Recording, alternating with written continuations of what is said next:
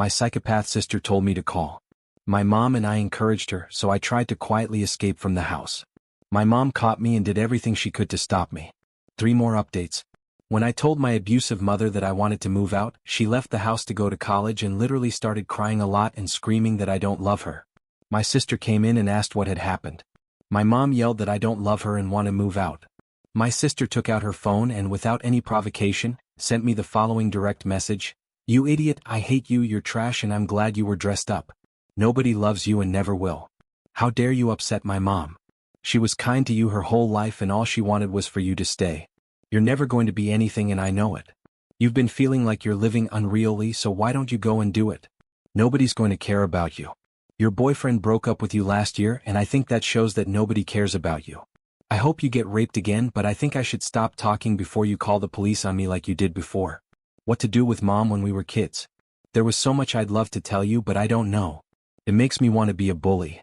When I read this, I started crying, and when my mom saw me crying, she started laughing uncontrollably and calling my sister hilarious. You're not going to get anywhere, my mom told me before leaving. I wanted to leave immediately, but I didn't even know where to go. I tried to calm myself down, tried to think, but then my sister came back into the room. She had a smug smile on her face. She stopped in front of me and stared at me as if daring me to ask what's wrong. She asked with a voice full of fake concern if I hurt her feelings. She didn't wait for me to respond. Oh wait, you forgot you don't have any. You're just this empty shell who thinks everyone owes you something. I didn't say anything. I didn't trust myself to speak. I knew if I opened my mouth, I would scream or start crying again, and I didn't want to give her the satisfaction she wanted. Getting closer and lowering her voice, she said, "You're such a pathetic crybaby. No wonder no one wants you around." Then she moved behind me and before I could react, she slapped the back of my head. I stumbled forward a bit and she laughed. "Oops," she said mockingly, "sorry, didn't see you there." Standing there hurt, but I didn't feel it. I turned around and stood there with my fists clenched, trying to hold everything together. I felt trapped, like I couldn't move.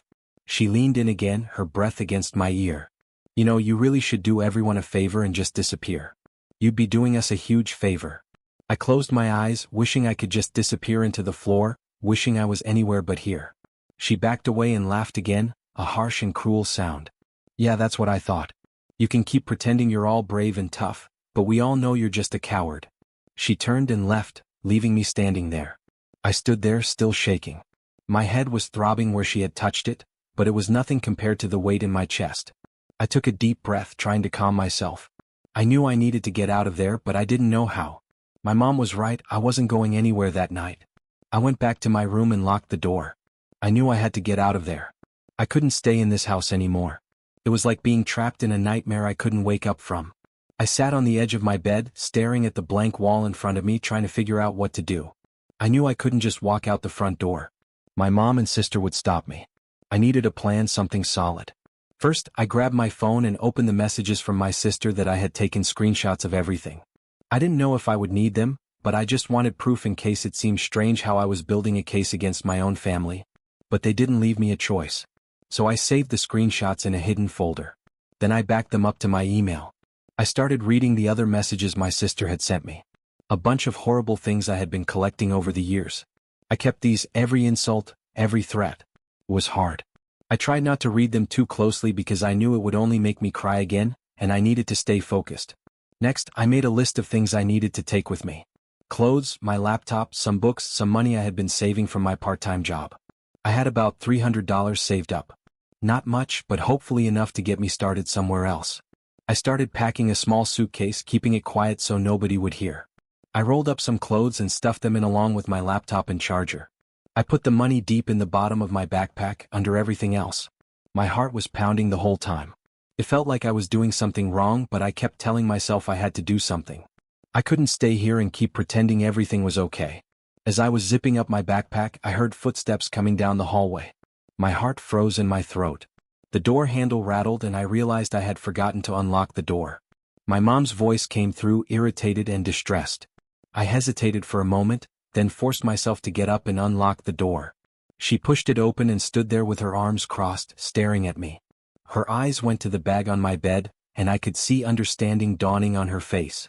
"What the hell do you think is going on?" she demanded. I tried to stay calm, tried to think of something to say, but I could feel the panic rising in my chest. I'm just packing some things, I said, my voice shaking a bit. For college. I just wanted to be prepared. Don't lie to me, she snapped back, entering the room. You think you're going to leave after everything I did for you? You're just going to walk out? I swallowed hard. My mouth was dry. I'm not trying to leave right now, I said, forcing a smile. I was just organizing things. I'm not going anywhere. She didn't believe me. I could see it in her eyes. She had pulled out a weapon. She came closer, her face inches from mine. You think you're so smart, don't you? You think you're going to run away and have this perfect little life? Well, you're not. You're not going anywhere. I know, Mom, I said, keeping my voice soft. I know. I'm sorry for staying here. I hated saying it. I hated pretending, but I knew if I didn't, she would only make everything worse. She looked at me, her eyes boring into mine for a long time, as if she was trying to see if I was lying. I forced myself to keep looking back, to keep my expression calm. Finally, she backed away, her lips curving into an ironic smile. That's right, she said. You're not going anywhere. You belong here with your family, don't you forget it. I nodded, trying to look as defeated as I felt. I won't forget, I said quietly. She gave me one last glare before turning and leaving the room, slamming the door behind her. I let out a shaky breath, feeling like I had just run a marathon. My hands were shaking as I finished packing, putting just a few more things in the bag.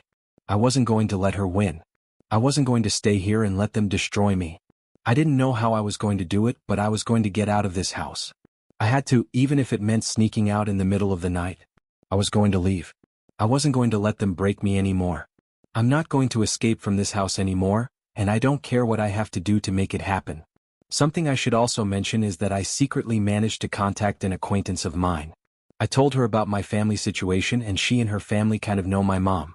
They told me they would be willing to take me in if I could get to them and didn't tell anyone where I was.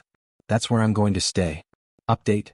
My hands are shaking, but I'm on my way to a domestic violence shelter. The family that was going to take me in said that my mom is too scary when she's angry, and in case she finds out where I am, they're afraid she's going to do something crazy to them, and they don't want to take that risk. I'm very upset with them because she didn't even need to know I was there. How would she have found out? They live miles away, miles and miles away. Right now, I look like a mess, and it's because everything happened the night I left. My mom saw me quickly going out the door. A vase was thrown at me. She looked at me with hatred and said horrible things. My life was threatened by her. I didn't even have time to shower or anything. I look and smell horrible. Update 2. I'm in the emergency room getting my medicine. The domestic violence shelter is paying for it. I'm afraid of being judged because I literally got out of bed and looked terrible, but I needed to escape. The shelter itself is very good. It's so good not to be yelled at or literally fear for your life when you go to sleep. The only downside is that it gives me 30 days before I have to leave. Fortunately, I have a job interview scheduled. I don't know what's the best way to do this, but I think I'm going to be honest and tell them that I really need the job because I'm in a shelter. It's at a movie theater, so that would be kind. My friend and her parents also changed their minds and said I could stay there if I don't have another place to stay after the 30 days. I just need to buy my ticket. Update 3. Wow, so it's been almost 3 years since my last post desperately asking for help. For some reason, these posts just came to my mind after all this time. Rereading them, I just want to hug my old self because I had also forgotten how bad things were. I want to hug all of you for helping me. I wrote down the advice you gave me and I actually used it. So here's the last update of this saga, and it's a happy one. The shelter I stayed at had very friendly staff and they told me how tight the other one was. I'm very lucky I arrived when I did. After the first day, my nerves relaxed and I could just breathe. There were about 7 other women there and we each had our own room with a nice bathroom. I was the youngest there and the other women gave me advice about life. They even did my makeup for interviews. Each one took turns cooking according to the rules, and we developed a good relationship. The staff was incredible and they also talked to me about life and I felt so safe in this place. Because of the security, I almost forgot that a church group came and gave us the quilts they had made for us. I still have mine. Sometimes I snuggle up with it and think about how far I've come. I love this quilt and I wash it very carefully. We also had group and individual therapy, which really helped. I know that every experience in a domestic violence shelter isn't quite like this, but please don't be afraid to just leave when things get bad. Family violence is considered domestic violence. I managed to find a job that paid more than the movie theater offered, and I told them I had no plans of going back to school in the future. Yes, it was a lie, but there was no way I could pay rent working at a movie theater. I decided to look for my own place instead of just staying with the friend who offered, because I needed stability, and if things went bad, I wouldn't really have a support network and would have to start over. I had no reason to think things would go bad, but after leaving that bad situation, I think nothing felt safe. I rented a room and my roommate was never home because he was a truck driver, and I didn't feel very comfortable staying with an older man I didn't know, but I had few options. He was very kind, and because our schedules never matched up, we left each other goodbye notes since we couldn't do it in person. I still keep his note. I went back to school the following semester when my medical leave had ended, but not at my original school. I felt I needed a new beginning and my family knew about the old one anyway. So I applied to different schools and got into a great school. I told my story about everything I had survived in the essay. When my sister told me I wasn't going to be anything, she was wrong about everything, and I think she knew she was wrong in her assessment of me. I graduated this year and have a stability I never knew before.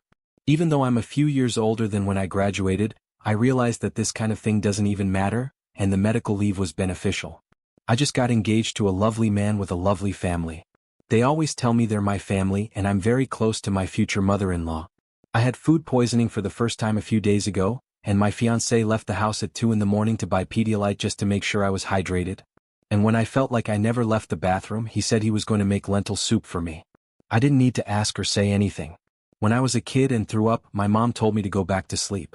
It's good to be treated this way, and sometimes I catch myself saying, "You don't need to," when he tries to do something good for me. Anyway, he has 6 siblings and they're like the siblings I never had. I learned to value myself and put myself first. I wasn't loved, so I do things for myself that no one did for me. Nobody made me feel special, so I do it myself. I make sure to buy myself flowers. I do therapy weekly. It was recommended to me and it makes a difference. Nobody cared that I was sick, so I make sure to rest and relax without interruptions when I'm sick. Nobody valued my time and personal space, so I have days when I don't even answer the phone and just spend time with myself, things like that. When I made that last update, I was crying and really didn't think I was going to be okay. I was in a shelter with a 30-day stay, and I thought there was no way something beneficial could happen in 30 days. I was very depressed and hopeless, and I had no idea how things would have gone in this positive direction.